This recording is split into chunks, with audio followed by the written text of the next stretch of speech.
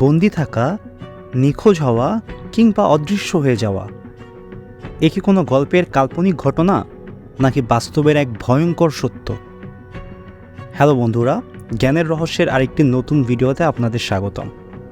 আজ আমরা জানব বাংলাদেশের অন্ধকারময় এক অধ্যায়ের কথা, যেখানে আতঙ্কের নাম আয়নাঘর।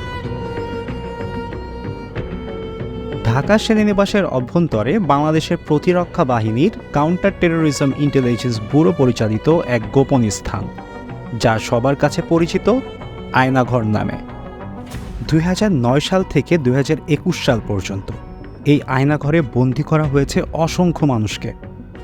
বিরোধী রাজনৈতিক কর্মী থেকে শুরু করে সাধারণ মানুষ সবাই এখানে বন্দী ছিলেন। কিন্তু কেন? তাদের অপরাধ কী ছিল? আয়নাঘরের অবস্থান আজও সাধারণ মানুষের কাছে সম্পূর্ণ অজানা। কিন্তু যারা এখানে বন্দী ছিলেন, তারা যা দেখেছেন, যা সহ্য করেছেন, তা প্রকাশ করেছেন। তাদের এক একজনের অভিজ্ঞতা যেন এক একটি ভয়াবহ দুঃস্বপ্ন।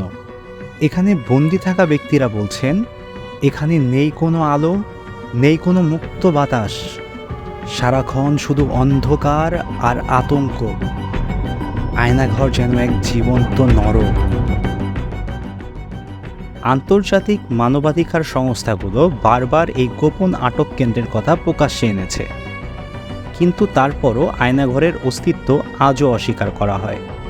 এটি কি শুধুই একটি ষড়যন্ত্র তত্ত্ব, নাকি সত্যিই এমন একটি জায়গা রয়েছে যেখানে মানবতা অমানবিকতার সীমা ছাড়িয়ে যায়? আয়নাঘর একটি এমন স্থান যেখানে একবার প্রবেশ করলে আর বের হওয়ার সম্ভাবনা খুবই কম। কিন্তু কেন? কে ছিল এর পেছনে? এবং কি ঘটেছে সেসব মানুষদের, যাদের আর কখনো খুঁজে পাওয়া যায়নি? হয়তো একদিন এই সব কিছুই উন্মোচিত হবে। আজ আমরা তুলে ধরলাম আয়নাঘরের কিছু অংশ, কিন্তু এর সবটুকু সত্য আজও অজানা। হয়তো একদিন এর সব রহস্য ফাঁস হবে, কিন্তু তার আগে আমাদের মনে রাখতে হবে সেই সব মানুষদের কথা, যারা এখনও সেই অন্ধকার কক্ষের মধ্যে আটকে আছেন। আপনারা দেখছিলেন জ্ঞানের রহস্য। আরও এমন অজানা কাহিনী জানতে সাবস্ক্রাইব করুন এবং আমাদের সাথেই থাকুন।